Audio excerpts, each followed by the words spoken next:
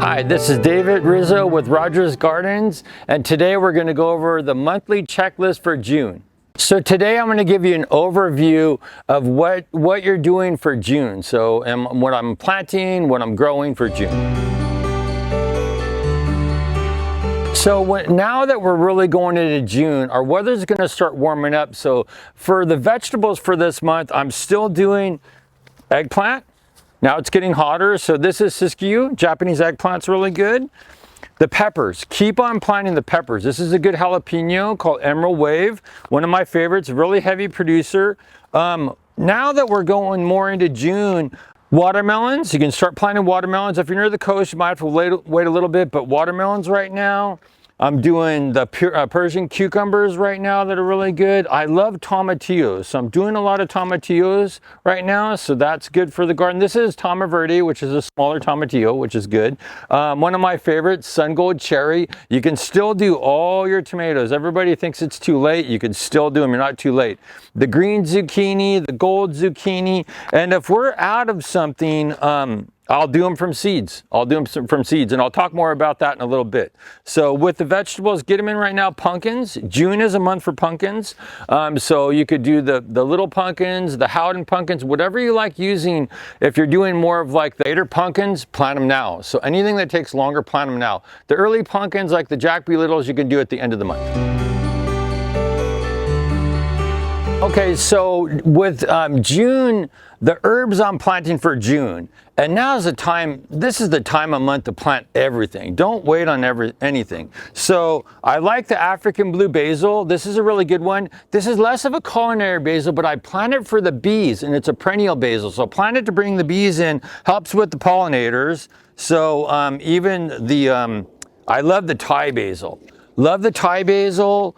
Really, really good. You can plant that right now. Now with basil, it loves really warm, hot, sunny locations and well drained. If it's in too heavy of a soil, it's going to rot out. So make sure that your basils are in really good draining soil. And you can do your sweet basil, all that. And so going to with the other herbs, let's see what other herbs I brought up. So chives are right now. Garlic chives, onion chives, plant them right now. I'm doing the fennel. The Florence fennel. Now you have to watch out, there's two types of fennel. There's a green fennel for the leaves, and this is the bulbing fennel. So if you are using the whole bulb fennel, Florence, some of the varieties from Italy. And then, let's see, lavender. Oh, my favorite lavender. If you guys get into culinary lavenders, Grosso is a really good one. Provence is a good one.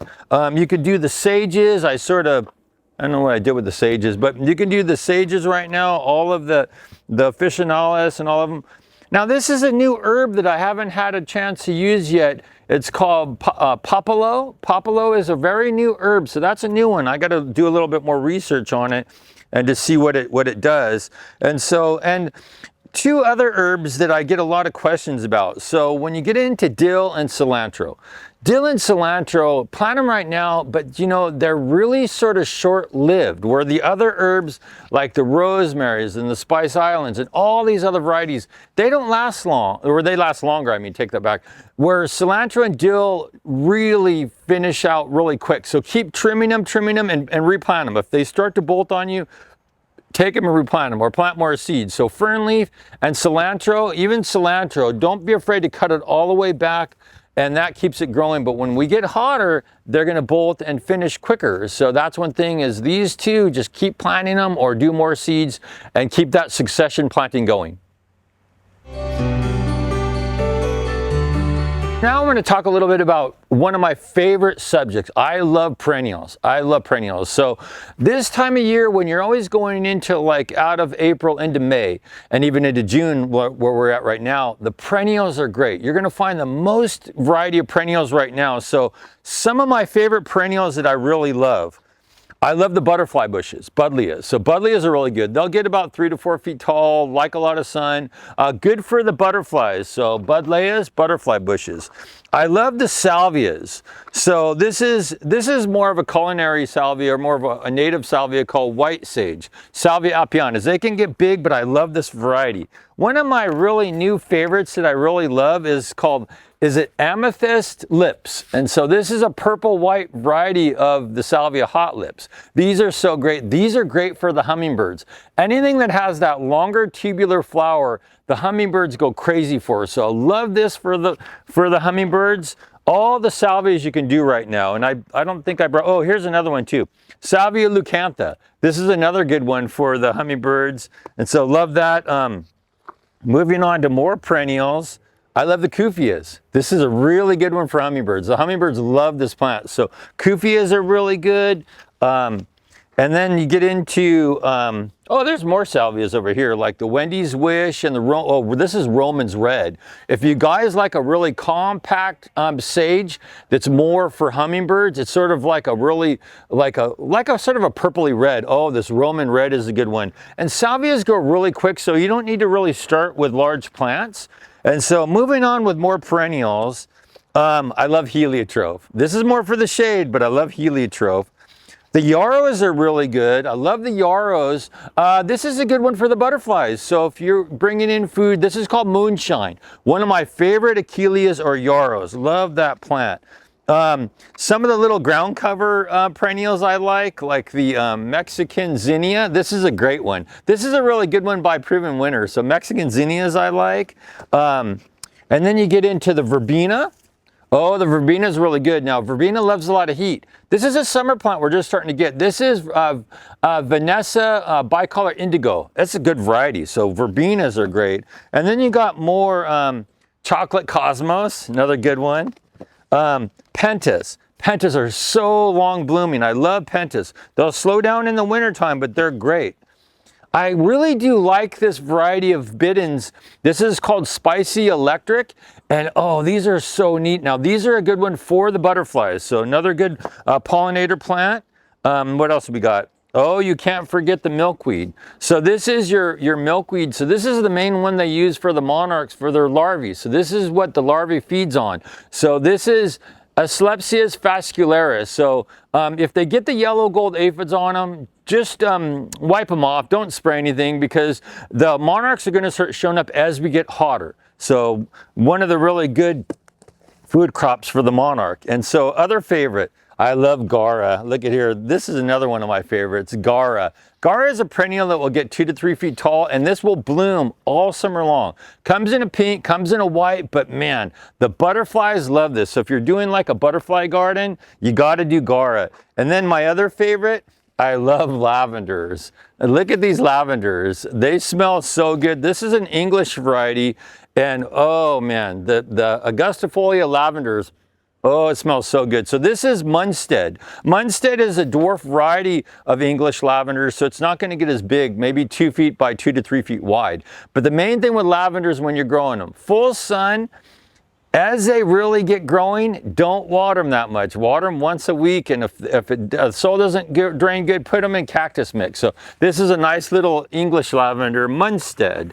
Another favorite perennial, I love these Callilophus. These Callilophus, they call them Sierra sundrops. These, you could use them anywhere. They love heat. They're such a good rebloomer. That's one of the things I always talk about, and I don't know where I put one of the other plants. I'm sort of searching around for it, but oh, here it is back here.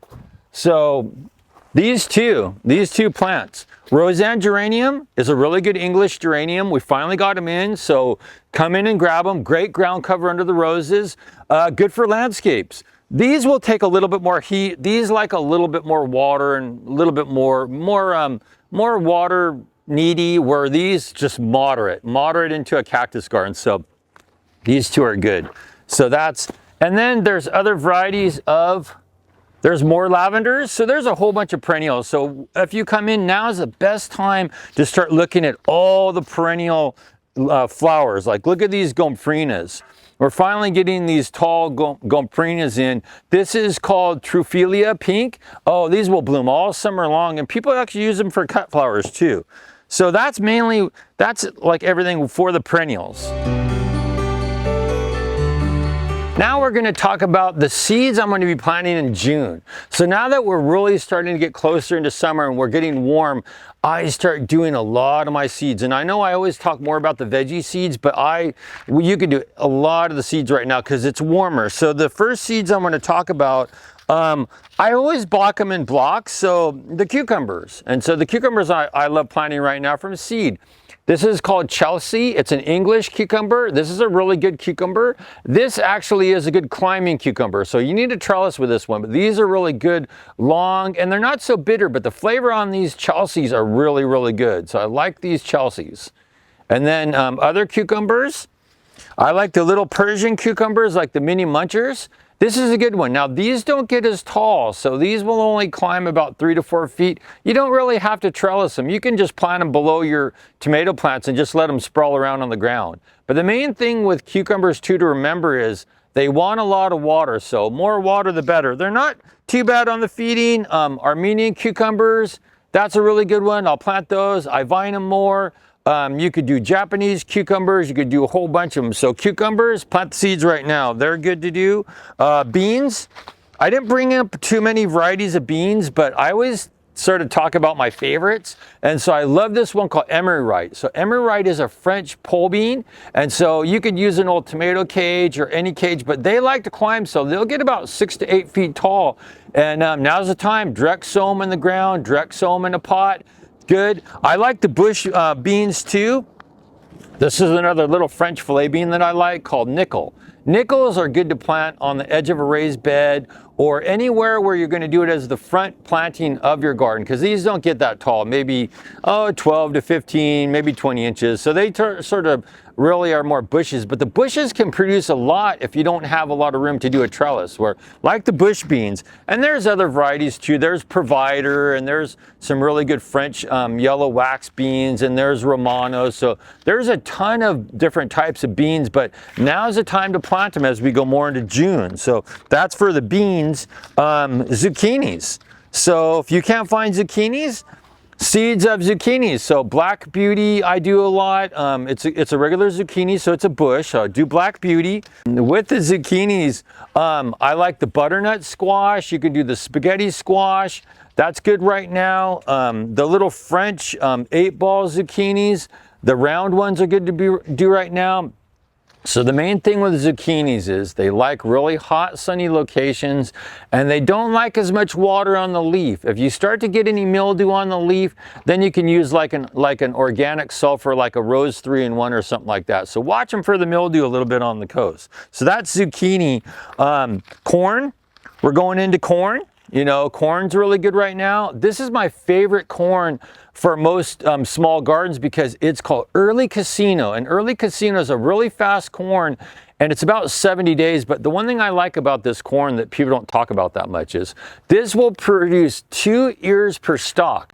Where most corn, you'll have an 8-foot, 10-foot corn and you'll get 1 ear. But it's important when you're planting corn is to plant it in blocks. Don't do a single row of it. Plant it 14 inches, 12 inches apart, but in a block. So I plant corn, I'm going to put 1 here, 1 here, 1 here, 1 here. So you plant them in blocks. That way they get good pollination to the tassels that have the pollen drop down to the silks.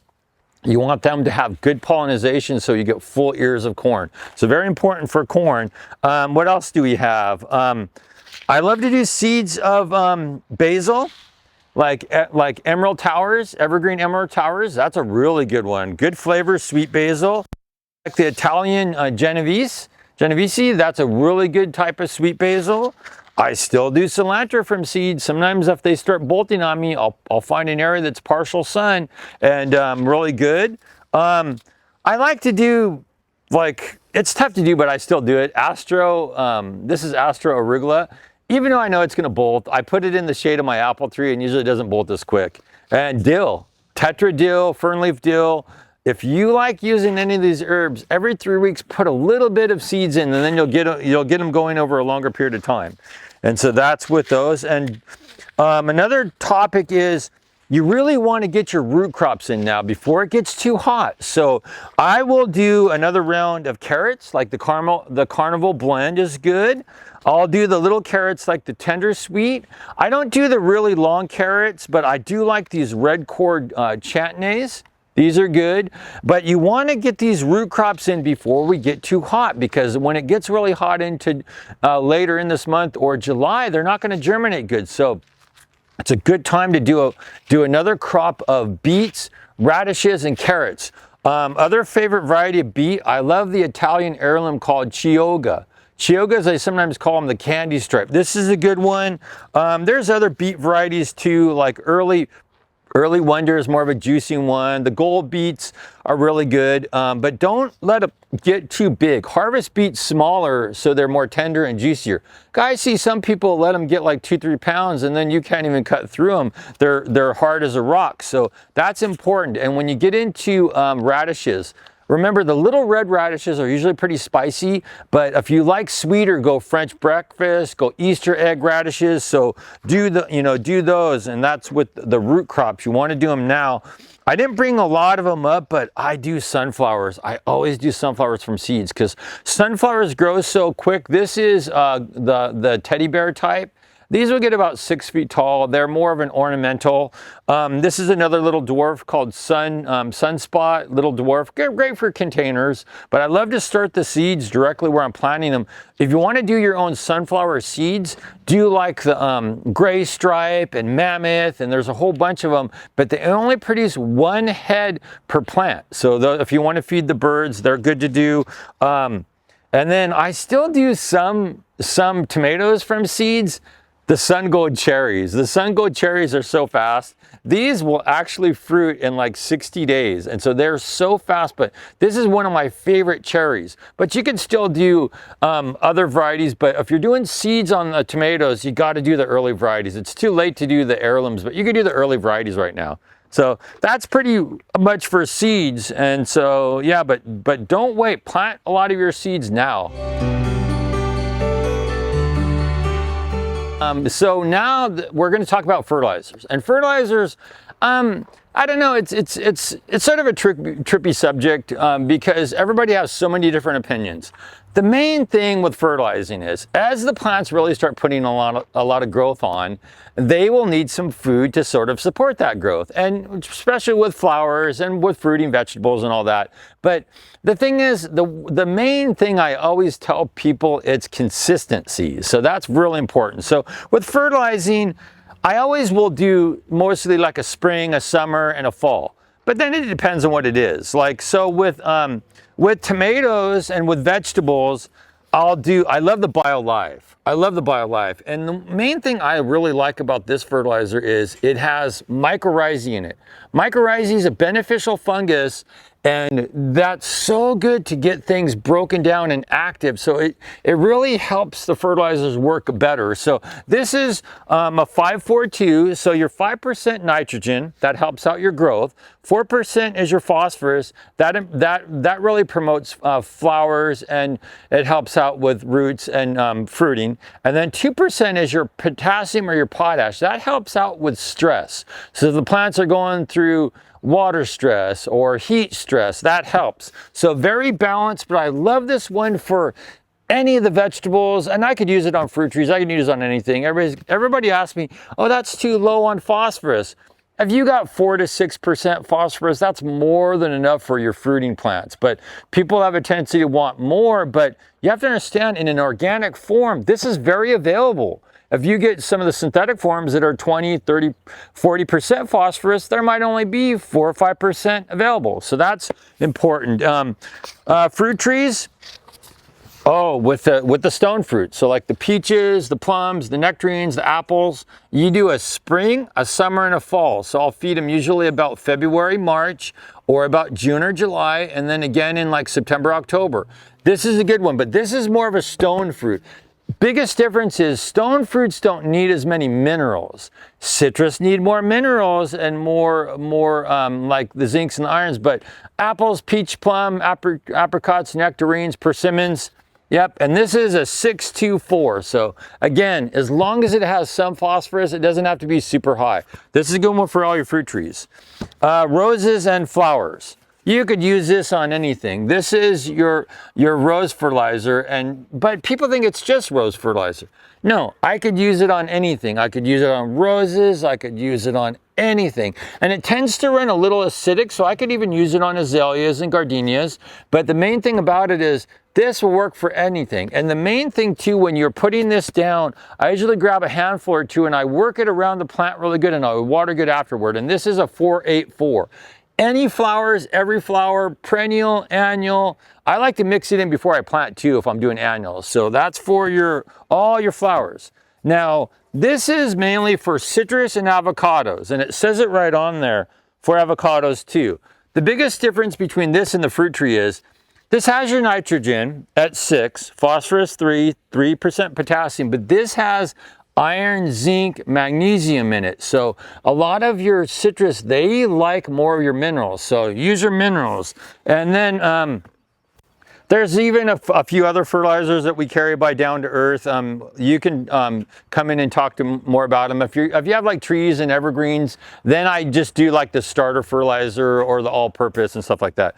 Another one that I really like, Malibu Compost. This is the Compost Tea. So this is a really good one. So this is a new one. This is the acid. So he just came out with this one. This is for the acid. So this would be more for like, oh, you could water in for your strawberries and gardenias and oh, what am I thinking of? Your hydrangeas and your azaleas and gardenias. Any of those acid lovers. So it comes in a tea bag. So you would just steep it into water. A lot of times I take it and I tie it off and I steep it in there. But when I get it in the water, I like when the bag's looser and I keep squeezing it. And that squeezes a lot of it out. But I like to steep it in a 5-gallon bucket overnight or for even 2-3 days. The water has to get warmer. It's just like making sun tea. The water has to get warmer for this to steep better. If the water's too cold, it won't steep. So that's the one thing with this. But oh gosh, with the compost tea, I'll use it on my plants every 2 to 3 weeks. So that's a good one. So that's a new one, the acid. And then if you want, you can just use the regular one. This is just the regular one. Good, but it's good to use because when you're using compost tea, you're not going to burn the plants. Like I'll use it on all my seedlings, I'll use it on my vegetables, and it's just a really good nutrient uptake that's quick. Where the other fertilizers will have to break down over time, but this is a very quick uptake, and I use it a lot for when I'm starting my seedlings, really good to use. And so that's pretty much with the fertilizers. And I do like to use my tools if I have to scratch them in, I like to work them in. I love the hand rake. That's one of my favorite tools. If I had 2 tools that I could use all the time that I have to hide, you know, because I love them so much, I like to work this into the soil. So I can rake the leaves with, because you want to get the leaves clean, and it's important to scratch these organic fertilizers in. That's how they break down. And this, you don't have to go really deep, but this you could even scoop it and broadcast it a little bit. But I love these tools. I love stainless steel tools because they don't rust. What does that say on there? Stainless steel. Stainless steel does not rust, so I like tools that don't rust. So that's with the fertilizers. So I'm going to talk a little bit about fungicides and organic insecticides. So this time of year, we'll fight different insects, we'll fight different funguses. The first one I want to talk about when you start really running into like the powdery mildew and rust, especially on roses and just on everything. The damp mornings and the hotter afternoons really get the rust and the mildew to take off. So the two that I use a lot, I love the Safer. This is a 3-in-1 that has sulfur spray and soap in it. This is a really good one for mildew. If you have rust, it will work for rust too. Rust is different. Mildew attacks the new growth, so you really want to spray the new growth. Where rust will work its way up from the ground. So with rust, you always want to strip the leaves, and I'll spray the canes and I'll spray the ground too. The copper spray is very effective too. It's a little heavier as a fungicide And you've got to be really careful not to spray it around anything that's painted white. So that if you have a white house or white paint, white picket fence, this could stain it a bluish color. So I tend to use sulfur a lot, but if I got really bad rust, I'll use the copper spray. The copper is very effective. This is copper soap. Very, very effective for fungal problems. So that's what the fungus is. Moving into some of the organic insecticides. Sluggo works really good if you have a problem with slugs and snails. This is very safe to use because it's not methaldehyde based. It's iron based. So when you put it down and the slugs travel across it or they eat it, it's toxic to them, but not anything else. It's only iron, but very effective. It will sort of swell into like a little puddle, and it's just that snails and slugs, toxic to them. They really can't take iron, but when it breaks down, it's just a source of iron. So safe around your citrus, safe around all your vegetables and your fruit trees, Sluggo. There is a plus that's for earwigs and pill bugs. So that's a little different, but I use the Sluggo, and you don't really need that much of it. You can always take a half a handful and just spread it around. The most important thing is rake a lot of the leaves out, because a lot of the slugs and snails like to hide under debris. So good one for snails and slugs. Now that we're really going into aphid season, I really like the insecticidal soaps. I have a good one that I like from Safer. I love Safer products because they're very concentrated. So this I could take about a capful or a tablespoon and put it into a quart spray bottle and spray, but very effective for aphids. And aphids are going to be really active now that we're going into spring. So I like the Safer. If you want to use a ready to use, the Captain Jack's insecticidal soap is a really good one too. A trick that I do a lot is when aphids are really bad, I will spray it on the plant and then I will wait a half an hour and wash them off. So very effective for that, but I love the soap sprays for the aphids. Now, when you get into the harder to control insects, I like another organic product called Takedown. Takedown is a refined oil or a filtered oil, and it has pyrethrines in it. Very good for scale, and it's good for whitefly, and it's good for mealybugs and everything. And it's very good for aphids too, because it really works as a coating. But when you get into the oil sprays, don't use them in the heat of the day. Use them in the evening when it's cooler. But that's a good one. Takedown I really like for the harder to kill insects. For the caterpillars, you got BT. BT is very effective for caterpillars. This will work for anything from the hornworms. If you have really bad hornworms on your tomatoes, spray this on your tomatoes once a month. But the main thing with this, don't spray it when they're flowering. You don't want to disrupt the pollination of the fruit. So when they're flowering, don't spray it. So that's the one thing with it. What else did I bring up? I think that was it. So with the insecticides, but I'm very moderate when I spray. You know, I always really watch my plants pretty close, and if it gets really bad, I will spray, but I really don't spray that much. The main thing when you're fighting insects though too is you want to keep the plants growing healthy. Make sure that they're in full sun, make sure they're getting fed and watered, because they're less likely to go under stress, because sometimes when plants start stressing out, they really can get attacked by certain insects, especially if they're in a lot of shade. So yeah, so that's main thing with the organic insecticides, the natural fungicides. Don't forget to join us for our lavender market. So going into June, we get so many different varieties of lavenders. We get sweet lavender, English lavender, Provence, Munstead, all of them. So don't forget to join us for this event. It's a really good event. And on the weekends, we have a vendor come in and she has lavender oils. So it's a great event because this is lavender season. So the lavender market will go from June 6th all the way to the 29th. So really good event to come to, but it's always interesting to see how many varieties we get, you know. So with some of the different English ones, this is Munstead, and then there's other Munstead, like there's another one. These look really good right here. This one looks really good right here. Love that. But these are really the culinary lavenders too, but don't forget to join us for the event. Thanks for joining me today for the monthly gardening checklist for June. And then don't forget to follow us on Facebook and Instagram, TikTok, and subscribe to our YouTube channel. This is David Rizzo. Thank you guys for joining me. I'll see you next month.